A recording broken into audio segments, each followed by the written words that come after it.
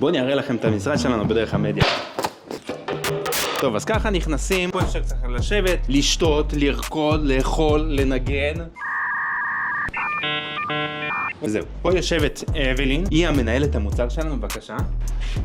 זאת אבלין, היא בהפסקת צהריים. וברוכים הבאים למחלקת PPC והעריכה שלנו. פה אנחנו רואים את רמה נכנסת עמוק בתוך העסק, מבררת כל הפרטים, רווחיות, כמה עולה, e-commerce, שמי-קומרס, כמה לידים נכנסו. יש לנו פה את נק.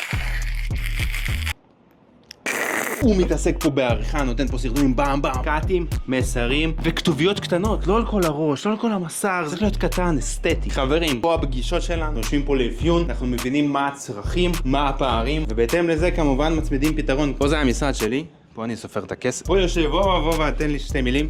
2 מילים. בבקשה, גאון, שיהיה לך יום נפלא, תעשה הרבה כסף. שפע, אנרגיות, שפע, מצב רוח. כשאנחנו קמים בבוקר, להגיד תודה לכל, עוד יום, עוד הזדמנויות. עכשיו הוא מתחיל להתכנס לדברים האלה, לחפור. עוד הזדמנויות! יאללה, ביי, תפתח, תעשה כסף. ורוברטו, זה רוברטו. כמובן הצוותים של יצירת תוכן מגיעים לעסק שלכם, מצלמים אתכם, עורכים את זה, והמטרה היא ברורה, לקדם אתכם, לבנות מותג ברשתות החברתיות. אז אם זה משהו שאתם מחפשים, אני מזמין אתכם לפגישה אצלנו. נשב בחדר ישיבות שלנו עם רוברט ובעזרת השם נתקדם.